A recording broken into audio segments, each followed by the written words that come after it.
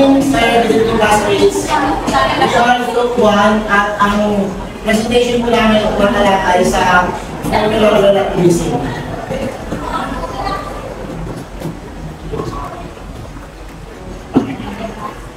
Okay, in class, please, Ms. Vera, please do the prayer. Last week, because for the results, we are loving part of the Lord, we are following our intention of the year, if you read about the Lord of the Lord.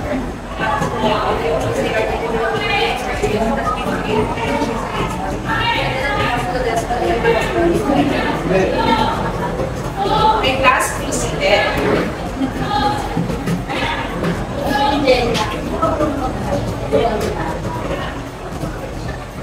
Class, quiet. Listen, Angelica. Sabihin sa amin kung tumulong. Okay, siya po. Kaya lang mo pala. Okay, class, kailangan natin tayo ng kaya.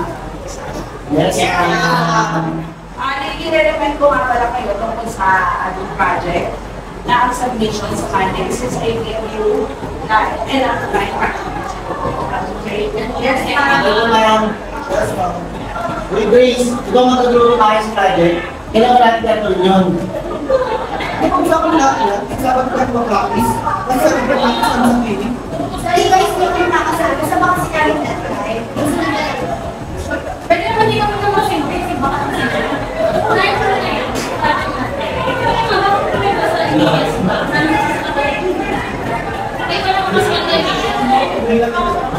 kung ako sa'yo, pagkatala sa Katoliko, hindi ka mapipiliin magsimba.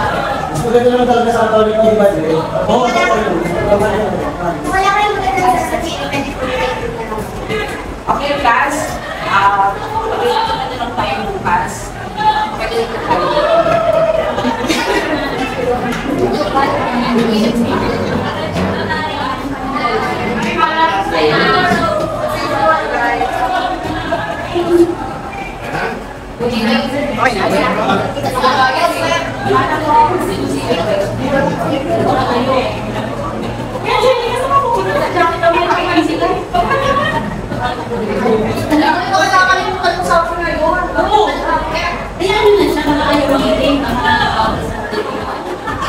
Iyan niya ako sa bago natin.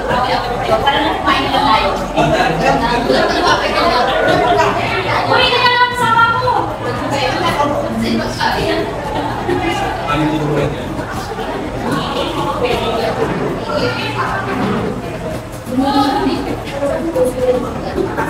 Ano kayo sa kainin? Ay, ang sali kang kinimbuan. Gusto makain tayo. Ang mahal kasi. Hindi sa ako kumain. Wala pa ako ng ate ko talaga. Hindi ko kasi natin. Bakit naman bawal ito? Ano pa naman? Oo nga, masabi ko eh. Bakit kayo magkakasala kayo? Hindi naman, baka lang kasi sa akin. Try mo na lang mo sa ba? Try mo. Don't go.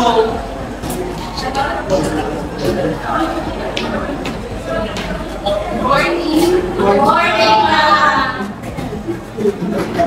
Balikan natin ang pinag-aralan natin tungkol sa sino ang nakakaalala ng discussion natin kahapon? Yes, Ms. Mangaas. Pag-try ko po yung literal reason ay yung isa na gusto natin na yung sa ilang iba. At hindi yung naman yung para lang iba yung hindi ko paniwala natin.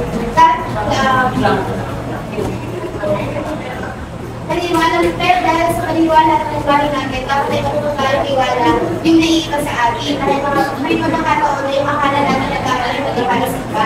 Pwede rin naman naman yung natin ang makaiba ulit sa iba ay normal lang. Kung may dapat yung tayo ilalabas at pag-gustahan ng paniwala natin. Very good, Ms. Mangaas. That concludes our presentation. And as a summary, when you judge other people, it usually comes from a place of ignorance because you feel like this is the norm. This is the societal norm that I'm used to and that I'm accustomed to. So when someone steps out of that norm, you think it's weird. The more we know the different types of people, the more we are more open to learn from their own differences. Let us stop believing that our differences make us superior or inferior to one another. Credits, blessing, damage, and contact. Thank you, sir. Thank you.